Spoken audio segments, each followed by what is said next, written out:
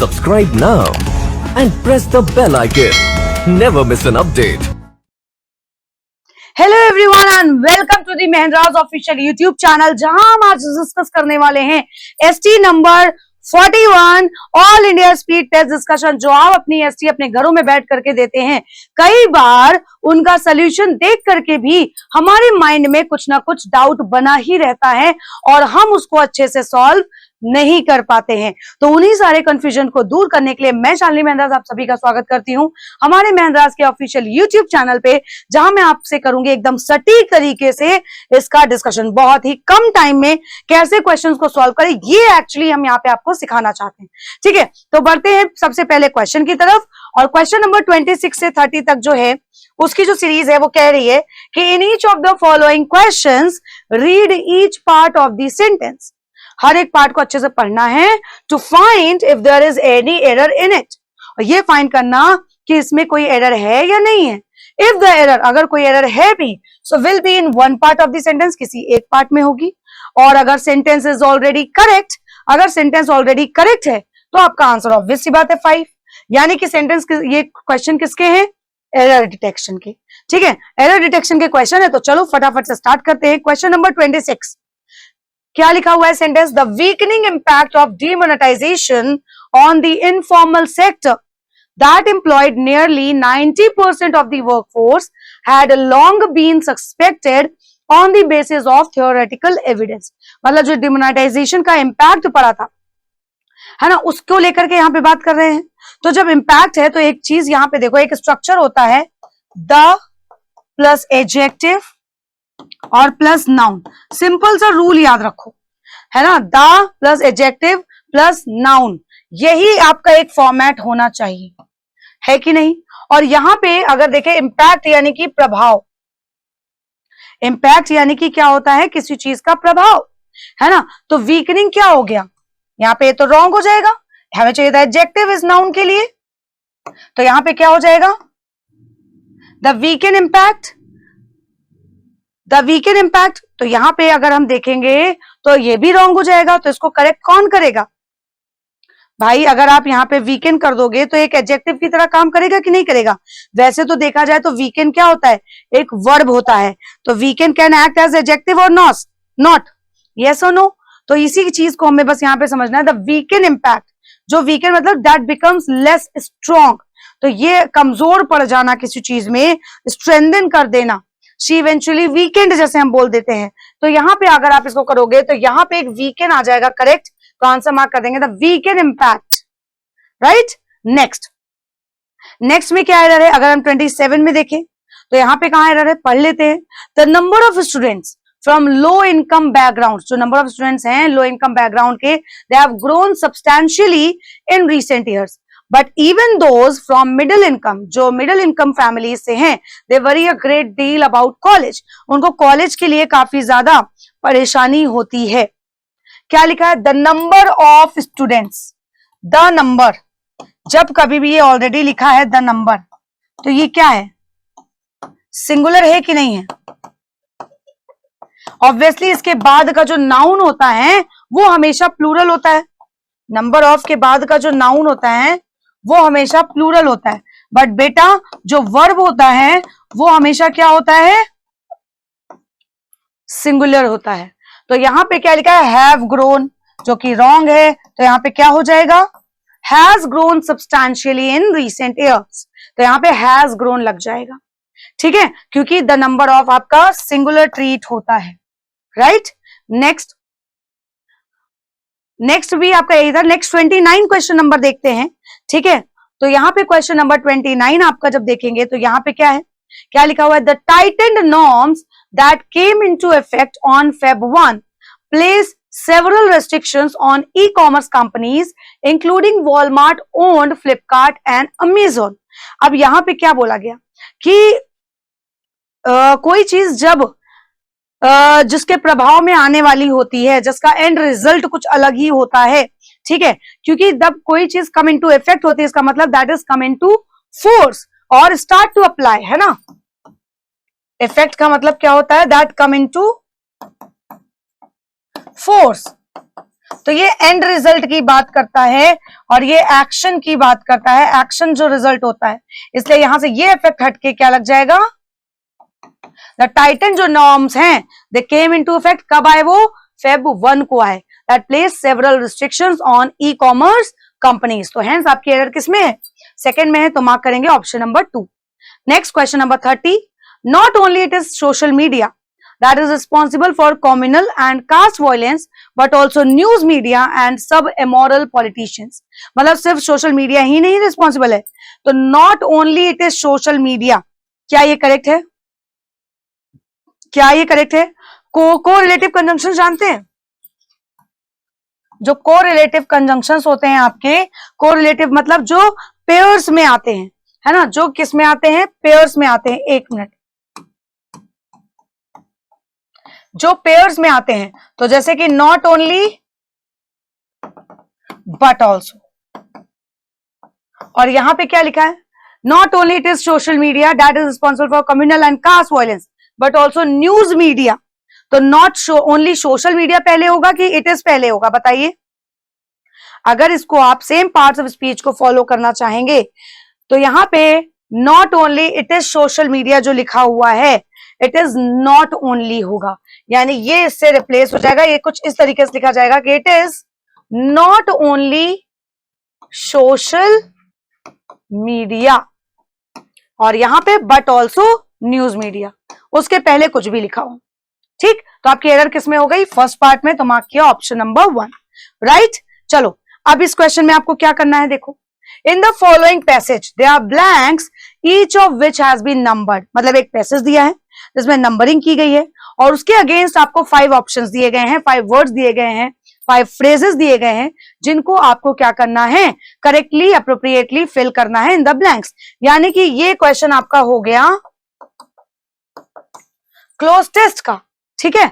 तो चलिए पढ़ते हैं, पहले लिखा the virtual convocation ceremony of the national law school of India university that is NLSIU, Bangalore में है ये university, held on Sunday, Sunday को एक कॉन्वोकेशन सेरेमनी हुई, saw history in the making, एक तरीके से इतिहास रच दिया, बाय 18 गोल्ड मेडल्स, मतलब कितने, यानी कि जीतने की ही बात हो रही होगी कि bye winning 18 gold medals, Yamuna Menon who was among the 576 who graduated became the student, मतलब 576 बच्चे जो ग्रेजुएट हुए थे उसमें से जो यमुना मेनन है became the student with the number of medals, सबसे पहली ऐसी बच्ची बनी जिसके पास इतने सारे मेडल्स थे, ever received in the history of the university, उस यूनिवर्सिटी की हिस्ट्री में ऐसा पहले नहीं हुआ।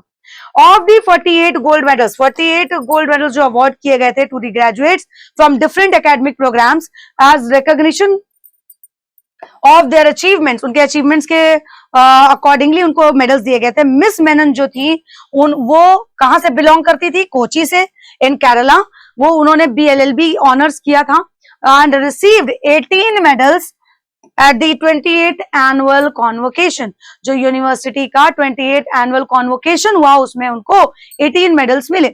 सो Miss Menon is a recipient of a scholarship, उनको स्कॉलरशिप भी मिली from the university in association with increasing diversity by IDIA की तरफ से उनको स्कॉलरशिप भी मिली, that is a non-profit organization जिसका एम होता है to empower underprivileged children by giving them access to quality legal education, यानी कि जो किसी वजह से पैसे की कमी की वजह से एजुकेशन नहीं मिल पाती है तो उनको स्कॉलरशिप प्रोवाइड करता है। Now she was towards law, अब वो आगे बढ़ रही थी लॉ की तरफ, as it is an instrument that creates a difference in every walk of life, कहीं ना कहीं वो एक तरीके का डिफरेंस भी क्रिएट करता है, उनका ऐसा कहना था। तो she said I was systematic in my approach towards academics, मैं अपने एकेडमिक्स को लेकर के काफी ज्यादा सिस्टमैटिक थी। I would set personal goals and then try to achieve them to the best of my abilities, पहले मैं अपने पर्सनल गोल्स को सेट करती हूँ, उसके बाद हम अपनी एबिलिटीज के अकॉर्डिंग काम करते हैं। I think paying attention is class help me the most, तो जैसे आप लोग क्लास में अगर अटेंशन पे करते हो तो आपको काफी ज्यादा हेल्प मिलती है, वैसे ही इसमें भी है, वही चीजें बोल रही हैं। तो she now plans to pursue her post graduation, now अब वो प्लान कर रही हैं कि वो पोस्ट ग्रेजुएट करें, कहां से, from Trinity college university of Cambridge, Cambridge का जो यूनिवर्सिटी कॉलेज है दैट इज ट्रिनिटी, वहां से करेंगी। On her long term plans in law she said, मतलब उनके जो लॉन्ग टर्म प्लान्स हैं लॉ पढ़ने के, I would like to gain international, अब इंटरनेशनल लॉ से रिलेटेड कुछ वो पढ़ना चाहती हैं, ऐसा मिस मेनन का कहना है। especially with international organizations in the area of sustainable development goals and then make use of these skills in our nation building.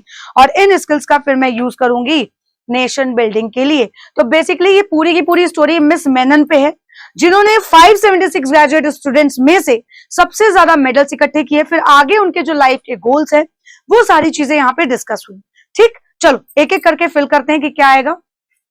Bye 18 gold medals, Yamuna Menon who was among the 576 graduated. एक बार बताओ, grabbing, clinching, notching, win या achieving. तो अब क्योंकि ING form of verb ही आएगा, ये तो पता है, प्रीपोजिशन बाय से स्टार्ट है, तो ऑब्वियसली कोई चीज को जीतना, विन करना. हमने कहा ना विनिंग ही, अगर विनिंग वर्ड होता तो ये करेक्ट हो जाता.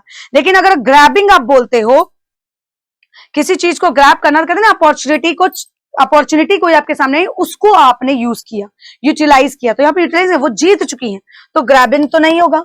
बट क्लिंचिंग का मतलब होता है टू विन, जीतना, तो ये हो सकता है. नॉचिंग का मतलब क्या होता है, किसी चीज को अचीव करना. जैसे आपने कोई गोल अपना पूरा कर लिया हो, तो उनका गोल नहीं था 18 मेडल जीतना, लेकिन उन्होंने स्कोर किया, टू अचीव और स्कोर समथिंग. विन मतलब जीतना होता है, लेकिन आईएनजी फॉर्म नहीं, इसलिए नहीं होगा. और अचीविंग तो इसी का हो गया. तो यहाँ पे क्या है, उन्होंने जीते 18 गोल्ड मेडल्स. तो इसके according option number 2 would be the correct answer जो यहाँ पे फिल होगा. ठीक, चलो नेक्स्ट. क्यू में क्या आएगा, became the student with the number of medals ever received in the history of the university. अब यहाँ पे सबसे ज्यादा मेडल्स, तो इधर मैक्सिमम तो होगा नहीं, ऑलमोस्ट हो नहीं सकता. क्यों नहीं हो सकता, क्योंकि भैया रीजन बता रहे हैं, when we are talking about more than 2 persons, 2 person से ज्यादा लोगों के बीच में उन्होंने इतने मेडल जीते हैं, तो the most will be the correct answer, जो एक सुपरलेटिव डिग्री यहाँ पे हमें यूज करनी है. और एब्सोल्युटली ये आपकी फिट भी बैठेगी, है ना. तो यहाँ पे अगर हम देखें तो एब्सोल्युटली करेक्ट बैठेगी, तो आंसर मार्क कर देंगे, became the student with the most number of medals. Right, R में क्या आएगा देखो, of the 48 gold medals awarded to graduates, जो 48 gold medals graduates को award किए गए थे from different academic programs as recognition of their achievement, उनके achievements के according. Miss Menon who from Kochi, who belongs, comes, hails, reside या spring.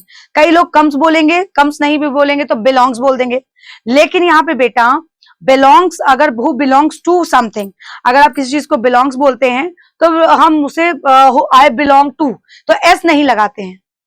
यहाँ पे ये सिंगुलर है, तो belongs वहां पे थोड़ा सा रॉन्ग हो जाएगा. ठीक है, तो hail from आप बोल सकते हैं, that to come from or to have been born in a particular place, है ना. टू कम फ्रॉम, जहां से वो आई हैं. आगे स्टेट वगैरह भी बताया गया कि फ्रॉम कोची इन केरला, तो यहाँ पे जो करेक्ट वर्ड हो जाएगा वो हेल्स हो जाएगा. बिलोंग्स, क्योंकि आप जहां से, जहां पे रहते हो, जहां पे आपका जन्म हुआ होता है, लेकिन हु बिलोंग्स फ्रॉम कोची, क्योंकि बिलोंग्स के बाद लगा है फ्रॉम, तो बिलोंग्स जो है वो किसी भी प्रपोजिशन को, I belong to Lucknow, belong takes preposition to, not from, इसीलिए बिलोंग्स नहीं आएगा. रिसीड का मतलब होता है लेसन. ठीक है, तो करेक्ट आंसर हो जाएगा यहाँ पे हेल्स. Next, she was towards law as it is an instrument that creates a difference in every walk of life. तो वो किसकी तरफ उनका ध्यान जो खिंचा हुआ था, वो किसकी तरफ था, लॉ की तरफ. ठीक है, तो यहाँ पे वो अपने आप को कहां पे देख रही थी, टूवर्ड्स लिखा हुआ है, तो फैसिनेटेड तो होगा नहीं, इंक्लाइंड मतलब डायरेक्शन, परवर्स अलग हो जाएगा. तो आप यहाँ पे अगर कहोगे तो drawn, it means you are feel और अट्रैक्टेड टू समथिंग, कि ये चीज हमें करनी है ना, कि उसी की तरफ आपका ध्यान है. तो ड्रॉन से बेटर वर्ड कुछ नहीं हो सकता, तो हम मार्क करेंगे she was drawn towards law. Right, T में क्या आएगा, on her long term plans. अब आगे के जो उनके प्लान्स हैं वो उसमें क्या करना चाह रही है, she said I would like to gain international. अब वो इंटरनेशनली चीजों को एक्सप्लोर करना चाह रही हैं, तो अवेयरनेस तो यहाँ पे रॉन्ग हो जाएगा, है ना. तो यहाँ पे अवेयरनेस तो होगा नहीं कि किसी चीज से वो अवेयर है, तो अवेयरनेस नहीं, अवेयरनेस मतलब किसी को अवेयर करना, किसी को कॉन्शियस करना, रियलाइज भी नहीं कर रहे हैं.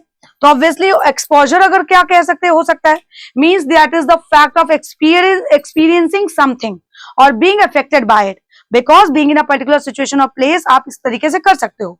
और jurisdiction is the official power. तो यहाँ पे वो क्या करना चाह रही थी, एक्सपोजर करना चाह रही थी, इंटरनेशनल एक्सपोजर वो चाह रही थी, खास करके इंटरनेशनल ऑर्गेनाइजेशंस में in the area of sustainable development goals. तो टी में आपका करेक्ट आंसर हो जाएगा ऑप्शन नंबर 3। क्लियर? चलो next.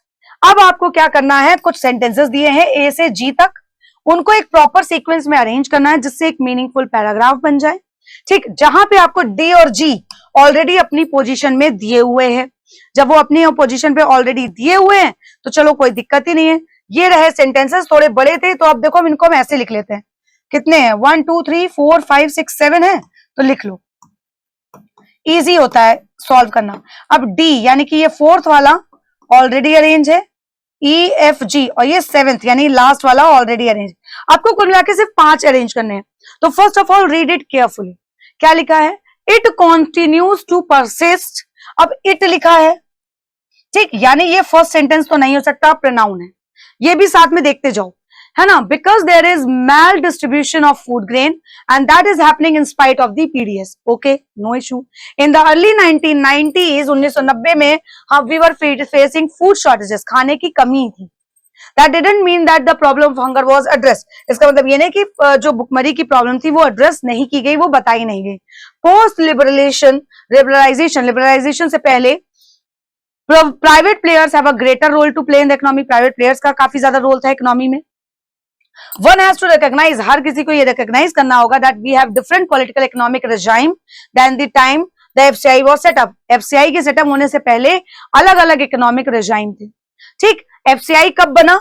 In 1965 as a response to a significant food shortage and from then we had progress, और उसके बाद से ही फूड प्रोडक्शन में प्रोग्रेस हुई। बट देन अब यहां पे क्या आ गया? बट, यानी कि बट एक contradictory statement. You also need regulation for those players, उन प्लेयर्स के रेगुलेशन भी चाहिए। अब यहां पे अगर देखोगे तो इन द अर्ली 90s, अभी फूड शॉर्टेज, पहले तो ये बताओ एफसीआई का सेटअप कैसे हुआ, फिर उसके बारे में बताओ कि पहले क्या होता था और बाद में क्या होता था। तो यहां पे पहले आप करोगे कि the FCI was formed in 1965 as a response to a, किसके लिए? जो सिग्निफिकेंट फूड शॉर्टेज था कंट्री में, उसके लिए। From then we had progress, तब हमने फूड प्रोडक्शन में क्या करी? प्रोग्रेस करी। उसके बाद अब बताओ पहले क्या होता था कि इन द अर्ली 1990s हमें फूड शॉर्टेजेस, मतलब फूड की कमी होती थी, और ये तब तक चलती रही जो क्योंकि मैल डिस्ट्रीब्यूशन होता था। ठीक, फिर उसके बाद आपने देखा कि हर एक को ये चीज समझनी होगी कि एफसीआई सेटअप होने से पहले अलग अलग पॉलिटिकल रेजाइम होते थे। ठीक, तो डी ऑलरेडी अरेंज है, बचा 5 और 6। 5 में क्या आ जाएगा? ऑब्वियसली अब क्योंकि यहाँ पे अर्लियर की बात की गई तो लिबरलाइजेशन की भी बात की जाएगी, तो डी के बाद क्या आ जाएगा? सी आ जाएगा। बचा उसके बाद हमारा एफ, जो कि इसके साथ कंटिन्यू है, एफ और जी। ठीक, तो यहाँ पे करेक्ट स्टेटमेंट आपको पता चल गया, that is E B A D C F G. Easy था। अब यहां पे देखो फर्स्ट सेंटेंस क्या है, बताओ फर्स्ट सेंटेंस क्या था? Which of the following would be the first sentence after rearrangement? अगर फर्स्ट सेंटेंस देखोगे तो यहां पे आपका क्या हो जाएगा? First sentence would be obviously E है, तो ऑब्वियसली हम मार्क करेंगे ना ई को। ठीक है, फिर उसके बाद थर्ड सेंटेंस क्या था? थर्ड सेंटेंस यहां पे हमारा क्या था? ए था, तो हम थर्ड सेंटेंस कर देंगे क्योंकि ई बी ए ऐसे आया था। ठीक, तो आंसर हो गया हमारा ए। नेक्स्ट सेकंड क्या था? बी था, तो हम आंसर मार्क कर देंगे ऑप्शन नंबर 4। फिर हमारा क्या था? 39। Fifth sentence, that is fifth sentence D हमारा फोर्थ था, तो फिफ्थ हमारा क्या था? सेकंड, यानी कि C. Then last six sentence हमारा क्या था आफ्टर रीअरेंजमेंट? जी से पहले, दैट इज एफ। तो ऑब्वियसली हमारा आंसर हो जाएगा option number 1। Once you have arranged all the sentences ना, इन सेंटेंसेस में मार्क करने में बिल्कुल भी समय नहीं लगता है, माइंडिंग बिल्कुल समय नहीं लगता है। ठीक, चलो नेक्स्ट। अब हर एक क्वेश्चन में sentence with 4 words in bold type is given. आपको 4 वर्ड्स हाईलाइटेड दिए गए हैं। इनमें से कोई एक ऐसा वर्ड है 4 वर्ड्स में से, या तो रॉन्गली स्पेल्ड है या इनअप्रोप्रिएट है in the context of the sentence. Sentence के अकॉर्डिंग अगर देखा जाए तो वो रॉन्ग है। आपको वो वर्ड चूज करना है दैट इज रॉन्गली स्पेल्ड और इनअप्रोप्रिएट, और अगर सभी करेक्ट है तो आप आंसर मार्क कर देंगे क्या? All correct. बहुत आसान है। चलो भाई, लिखा है enforcement of laws clean and efficient. Efficient की स्पेलिंग क्या करेक्ट है? जी करेक्ट है। Administration was what British rulers dispensed, correct. India though the government machinery, correct, known as bureaucracy. Spelling के साथ साथ इनके पार्ट्स ऑफ स्पीच भी देखना है कि करेक्ट है कि नहीं। नाउन करेक्टली यूज हुआ है कि नहीं। तो यहाँ पे अगर हम देखेंगे तो ब्यूरोक्रेसी की स्पेलिंग रॉन्ग है, ठीक है। ब्यूरोक्रेसी की स्पेलिंग में CRA होता है, यहाँ पे E लिखा हुआ है, ठीक है। तो यहाँ पे E अगर लिखा है तो इसलिए ये रॉन्ग है, तो आंसर हो जाएगा option number 4, right. Next, scarcely had I finished relating the incident then she fall asleep। अब यहां पे देखो कुछ अलग है, यहां पे इनएप्रोप्रिएट है कुछ, scarcely लिखा है, तो whenever, scarcely, hardly, है ना, इस तरीके के एडवर्ब्स आते हैं, या rarely, ये जो एडवर्ब्स होते हैं इनका जो कोरिलेटिव कंजंक्शन होता है, they are always followed by when। किसको फॉलो करते हैं? when को फॉलो करते हैं। तो I finish relating the incident, then नहीं होगा, when she fall asleep। तो then यहां से रिमूव हो जाएगा, तो इसी में एरर है, तो इनएप्रोप्रिएट हो गया ये, तो मार्क किया option number 4। Next, as new generation is seeking for employment. नई जनरेशन जो है वो सीकिंग क्या कर रही है? एम्प्लॉयमेंट के लिए सीख कर रही है। It is duty of government to provide them. एक बात बताओ, when you are seeking for something, तो सीकिंग फॉर के क्या प्रीपोजिशन की जरूरत है? सीकिंग मतलब ऑलरेडी आप एम्प्लॉयमेंट की तरफ बढ़ रहे हो, तो यहां पे फॉर सुपरफ्लुअस नहीं हो जाएगा। No preposition will be used after seeking, right. तो यहां पे एरर किसमें हो गई? 4th में हो गई, जो कि इनएप्रोप्रिएट है according to the context of the sentence. Mark कर देंगे answer option number 4, right. Next देखो, it will be sheer folly to expand such facilities recklessly with giving any thought to quality of education imparted। एक बात बताओ क्या लिखा है? It will be sheer folly, है ना। तो अगर हम देखें, 2 वर्ड यहाँ पे यूज हुए हैं जिनका कंफ्यूजन आपको हो भी सकता है, ठीक है। तो यहाँ पे क्या लिखा है? sheer। sheer का मतलब क्या होता है? That is nothing other than, और you can say that is unmitigated, है ना। और यहाँ पे अगर हम बोलें कि फॉली लिखा हुआ है, तो फॉली का मतलब क्या होता है? फॉली का मतलब होता है folly to expand. sheer folly मतलब, कहने का मतलब है दैट इज नॉट सेंसिबल, मूर्खता जिसे हम बोलते हैं, folly. To expand such facilities recklessly. Recklessly मतलब जो बहुत ही ज्यादा रैश होती है, विदाउट एनी केयर, राइट। तो विदाउट एनी केयर जब है तो विद कैसे हो सकता है? अगर सेंटेंस का मीनिंग देखें तो अगर if you want to expand the education facilities, it is necessary to improve the quality of education. और अगर हम देखें तो more education facilities should be provided to people along with the raising the quality of education and teaching। तो regularly without giving any thought to quality of education, तो यहां पे होना चाहिए था विदाउट। तो ये आपकी एरर कहां पे हो गई? पार्ट 3 में। तो मार्क करेंगे option number 3 as the correct answer. Clear? Next देखो, it is unfair to deny the facilities to the have ons what they are authorised. अब यहां पे क्या है? What they are authorised. What यानी कि क्या? फैसिलिटीज की बात कर रहे हैं। जब फैसिलिटीज बात कर रहे हैं तो facilities is what? Non living thing. तो यहां पे व्हाट कैसे आ जाएगा? ऑब्वियसली जो करेक्ट रिलेटिव प्रोनाउन होगा वो क्या होगा? विच दे आर ऑथराइज्ड। जो हैव नॉट्स हैं वो क्या है? फैसिलिटीज उनके लिए क्या की जा रही हैं? ऑथराइज्ड। तो यहां पे करेक्ट आंसर हो जाएगा विच, तो आंसर मार्क कर देंगे ऑप्शन नंबर 3। तो यहां तक हम लोगों ने किया अपना क्वेश्चन नंबर 45। अब बढ़ते हैं रीडिंग कॉम्प्रिहेंशन की तरफ। रीडिंग कॉम्प्रिहेंशन में वैसे तो पहले क्वेश्चन तब पैसेज पढ़ना चाहिए, क्योंकि यहां पे I am making you people understand. तो यहां पे हम पहले पैसेज को अच्छे से क्या करेंगे? स्किम कर लेंगे, ठीक है। चलिए स्किमिंग स्टार्ट करते हैं। क्या है passage? First paragraph, second paragraph, ये जो लिखा हुआ है इसके अकॉर्डिंग पढ़ेंगे। We will be publishing a handwritten magazine to be displayed in the school library. हम क्या करने वाले हैं? ऑथर कह रहा है कि हम एक हैंड रिटन मैगजीन जो है पब्लिश करने वाले हैं, जो स्कूल लाइब्रेरी में डिस्प्ले की जाएगी। सतीश एक स्टूडेंट है जो क्लास 6 का and convener of the literary club told his principal. अपने प्रिंसिपल को उसने ऐसा बताया। सतीश मतलब ये करना चाह रहा है कि एक हैंड रिटन मैगजीन लगाएंगे। सोमी, केतकी and Manjul were also with him. ये तीनों भी उनके साथ थे। So we have come with a problem sir. उन्होंने फिर बताया कि हमें एक प्रॉब्लम है। If you want some articles and take some good essays from your exercise books, the principal said। Principal ने कहा अगर आपको कुछ ऐसे वगैरह चाहिए तो जो आपकी बुक के एक्सरसाइजेस हैं उसमें से आप लीजिए, but do not consult your class teachers. लेकिन अपनी क्लास टीचर से कंसल्ट मत करिएगा। क्योंकि अभी इस समय वो सभी बिजी हैं, तो ये सब काम आपको खुद से करना पड़ेगा। ठीक, let me see how fine you kids are in your choice. और प्रिंसिपल ने कहा कि मुझे ये देखना है कि देखते हैं कि आप जो अपनी चॉइस कर रहे हो कितना परफेक्टली आप उसको कर सकते हो। तो यहाँ पे सतीश ने कहा no sir, for that Sushma and Manjul have done some job. तो उन्होंने कहा कि कोई दिक्कत नहीं है सर, क्योंकि सुषमा और मंजुल ने ऑलरेडी इस पे थोड़ा काम कर लिया है। They have already picked up a few good pieces, this time it was Somi. Somi ने बोला कि हम लोगों ने ऑलरेडी कुछ गुड कंटेंट उठा लिए हैं और उसके अकॉर्डिंग हम काम करेंगे। Then what is the problem? तब प्रिंसिपल कहते फिर प्रॉब्लम क्या है? Who will write the magazine sir? उनकी प्रॉब्लम ये थी, बॉयज ने पूछा, लेकिन सर मैगजीन लिखेगा कौन? That I will see and let you know, said the principal. Principal ने कहा ये मैं देख लूंगी, फिर मैं तुमको बता दूंगी। After some time the principal was talking to Manekar. कुछ समय बाद फिर मनेकर से बात करने लगी। But sir my mother can not right.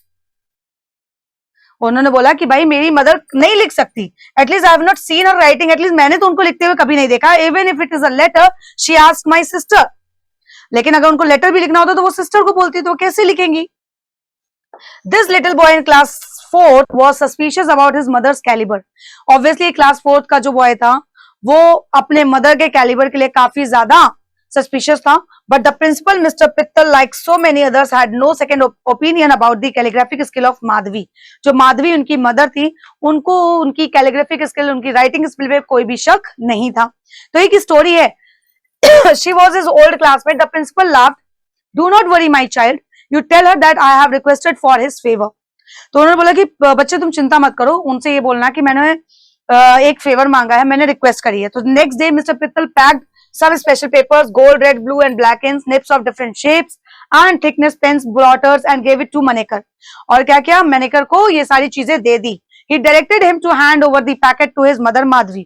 और उन्होंने उनको डायरेक्ट किया कि ये सारी चीजें अपनी मम्मी को दे दो जाकर के माधवी को। How can I give it to my mother? He thought, उसने सोचा ये मैं अपनी मम्मी को कैसे दे सकता हूँ? उन्होंने जब कभी कुछ लिखा ही नहीं है, बाजार और धोबी यही सारे अकाउंट मेंटेन किए हैं, तो कैसे लिखेंगी? And here the fellow has given her to write the full magazine. और वो जो फेलो है वो उसको कह रहा कि पूरी की पूरी मैगजीन लिखो। मेरे सारे दोस्त मुझ पर हंसेंगे। When will display the magazine? No, I won't give it to her. तो उसने सोचा कि भैया मैं ये तो अपनी मम्मी को नहीं दूंगा। I'll ask वापी दा दीदी to help me or should I throw this packet and say that I have lost it somewhere?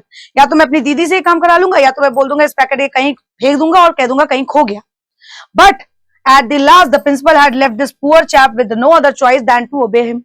लेकिन प्रिंसिपल ने उसके पास कोई चॉइस नहीं छोड़ी कि भैया तुम मेरी रिस्पेक्ट करते हो तो तुम इसको जरूर सबमिट करो। अ वीक लेटर, एक हफ्ते बाद, when the magazine was on display in the school library, जब कुछ एक हफ्ते बाद वो मैगजीन लाइब्रेरी, स्कूल लाइब्रेरी में डिस्प्ले हुई, Manekar found everyone looking over it with gasp of delight as its beauty. He wasn't sure that God did it or the principal could do that, but it was a miracle. लेकिन उसके लिए कहीं ना कहीं एक चमत्कार था।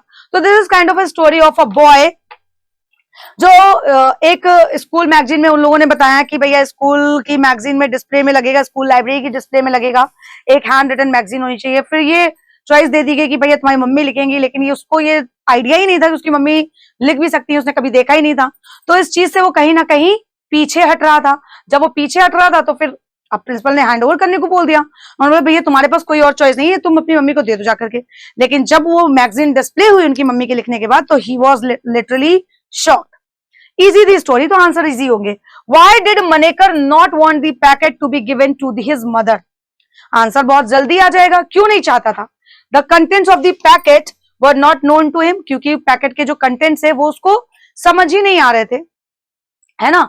उसको अच्छे से पता ही नहीं चल रहा था कि एक्चुअल में पैकेट में है क्या, कैसे उसको क्या करना है। Then he decided to take the help of the sister for writing the magazine. क्या उसने डिसाइड किया कि वो सिस्टर की हेल्प लेगा, या he was unaware of his mother's writing skill, या his mother wasn't much interested in the preparation of the magazine, या he himself wanted to write the magazine. Reason क्या था? क्योंकि वो अनअवेयर था कि उसकी मदर की राइटिंग स्किल कैसी है, इसीलिए वो पैकेट लेना नहीं चाह रहा था। तो यहाँ पे आंसर हम मार्क कर देंगे option number 3 as the correct answer. Clear everybody? समझ आया? चलो next. What compelled Satish and others to go to the principal? यहाँ पे एक वर्ड यूज हुआ है, दैट इज कंपेल्ड। जो सतीश है और उसके दोस्तों को ऐसा क्या कंपेल्ड हुआ जिसकी वजह से, है ना, दैट फोर्स या ऑब्लाइज बोल सकते हो उसको, Satish and others to go to the principal. क्या चीज थी? क्यों? ये तो सभी को पता है। They wanted to form a literary club. No. The principal's permission was needed to display their magazine. हो सकता है। They wanted to seek their teachers help. No. Some articles were required for the magazine. तो यहां पे अगर हम इसके according देखेंगे तो क्या होगा करेक्ट आंसर? एक ही पता चल रहा है क्योंकि लास्ट तो नन ऑफ दीज है। क्यों? ऑब्वियसली नन ऑफ दीज होगा क्योंकि प्रिंसिपल की परमिशन नहीं चाहिए थी, है ना। यहाँ पे उनको ये था कि उन्हें मैगजीन को एक डिस्प्ले में लगाना है स्कूल लाइब्रेरी में, तो उसके लिए हैंड रिटन मैगजीन वो लगाने जाते हैं, उसकी परमिशन चाहिए थी। So it forced them to go to the principal, right. Next, तो आंसर हमारा यहाँ पे क्या हो जाएगा? None of these according to the sentence. Clear?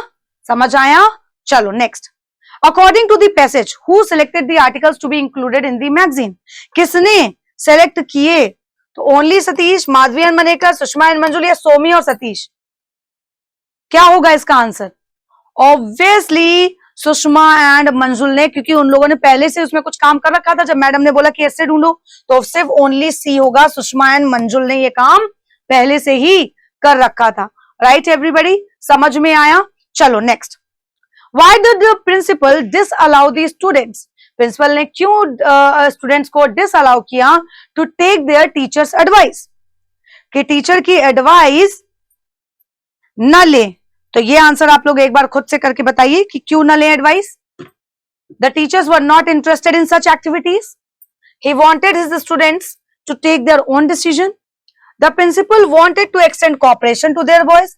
और टीचर्स वर क्वाइट ऑक्यूपाइड, क्योंकि उन्होंने बोला कि don't take your class teachers help because these days they are busy in doing something. तो वो क्योंकि किसी ना किसी काम में इंगेज्ड हैं ऑलरेडी, इसीलिए आप उनको क्या ना करें, डिस्टर्ब ना करें। एक तो ये हो गया, और दूसरी चीज कि वो अपने अपने डिसीजन खुद लें। दोनों हो सकते हैं। हमारा ध्यान सिर्फ टीचर्स की तरफ गया, ये भी तो था कि आप लोग अपने आप से ही करो और इस काम को हम भी देखें कि आप कितना कर सकते हो बेहतर वे में, राइट। इसको आप कितनी बेहतरीन तरीके से कर सकते हो, ये भी तो देखना है ना, ये भी तो देखना है। तो इसीलिए उसके अकॉर्डिंग ये आंसर हो जाएगा बोथ 2 and 4।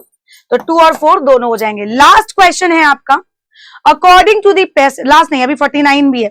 तो according to the passage which of the following is not true about Madhavi. इनमें से कौन सी चीज ऐसी है जो माधवी, जो सतीश की मदर है, वो ट्रू नहीं है? She had been a student of mister Pittal. She was famous for her good handwriting. Her child was studying in mister Pittal's school. और she had a daughter also. और the principal and Madhavi knew each other very well. तो obvious सी बात है, यहाँ पे एक चीज एकदम करेक्ट है जो ट्रू नहीं है, कि उनकी वो मिस्टर पित्तल की क्या है, स्टूडेंट है। बताइए, क्या वो मिस्टर पित्तल की स्टूडेंट है? ये क्वेश्चन नंबर आपका 50 होगा बेटा। 49 तो ऑलरेडी हो गया ना, है ना। ये क्वेश्चन नंबर 50 है, लास्ट क्वेश्चन है। तो वो क्या है, यही चीज तो ट्रू नहीं भाई। वो गुड हैंड राइटिंग में फेमस थी, उनका मिस्टर पित्तल्स स्कूल में उनका बेटा पढ़ रहा था, उनकी एक बेटी भी थी, क्योंकि उनकी मदद से ही वो सारी चीजें कर लेती थी, और प्रिंसिपल और माधवी एक दूसरे को जानते भी थे। तो अकॉर्डिंगली अगर आप देखोगे तो इसका करेक्ट आंसर क्या हो जाएगा? That she had been a student of mister Pittal. वो मिस्टर पित्तल की कोई स्टूडेंट वगैरह नहीं थी, राइट। तो इसी तरीके से आपने अच्छे से मॉक टेस्ट को प्रैक्टिस किया है, और इसी तरीके से आप लोगों को हमारे साथ डेली जुड़ना है, राइट। डेली क्या, हर हफ्ते ये आपकी एसटी होती है, परफॉर्म की जाती है हर हफ्ते।